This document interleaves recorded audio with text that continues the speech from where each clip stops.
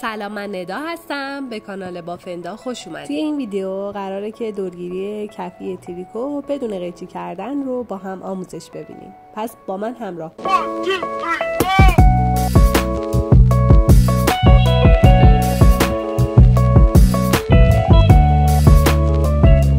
نخ تریکو رو به دور انگشت اشارتون بپیچین، اون رو پشت کفی قرار بدین و با انگشت سوم نگه دارین. با استفاده از قلاب شماره 4 از یکی از سوراخ‌های کفی نخ رو سعی کنین که بیرون بکشین. حلقه دور قلابتون نباید خیلی آزاد و رها باشه و نه خیلی سفت و محکم. به قدری باشه که شما بتونین آزادانه قلاب رو داخل اون بچرخونین.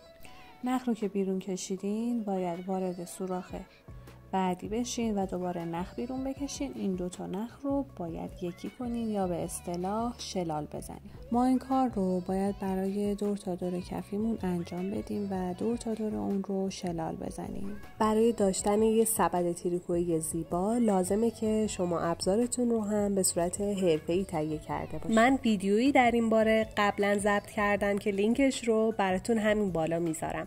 پیشنهاد میکنم حتما قبل از شروع بافت اون رو مشاهده کنی. خب ما خونه آخر رو دیگه شلال نمیزنیم. قلاب رو باید کاملا از داخل حلقتون بیرون بیارین. اون نخ اضافی بود که اول کار رهاش کرده بودیم، اون رو باید از سوراخ خالی بیرونش بکشین. مجددا قلابتون رو داخل حلقه کنین، تریکو رو بکشین که ثابت بشه. نخ اضافی رو از حلقه بیرون بکشین. با دستتون مرتب کنین که گندمی های یکسانی داشته باشین. قلابتون رو زیر اولین شلالی که زدیم ببرین، یعنی اولین گندمی که ایجاد کردیم. نخ رو بگیرین و از زیرش بکشین بیرون. مرتبش کنین چون ما میخوایم در نهایت یک گندمی صاف و یک دست داشته باشیم. باید بریم زیر آخرین شلالی که زدیم بین گندمی آخر و نخ اضافه رو باید بگیریم و بکشیمش که از پشت کفی بیرون بیاد.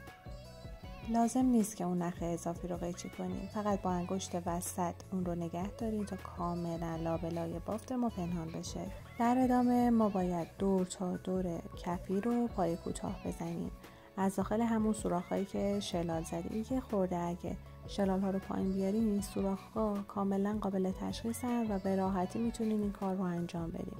پس قلاب رو داخل سوراخ میبریم، نخ میگیریم و پای کوتاه میزنیم.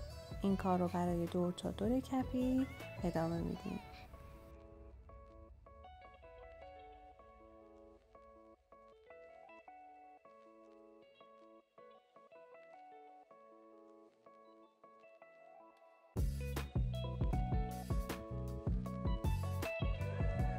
وقتی که دور تا دور سبد رو بافتیم باید با یه بست اونها رو به هم وصل کنیم که در ویدیوی بعدی طرز زدن بست پنهان رو هم براتون آموزش میذارم.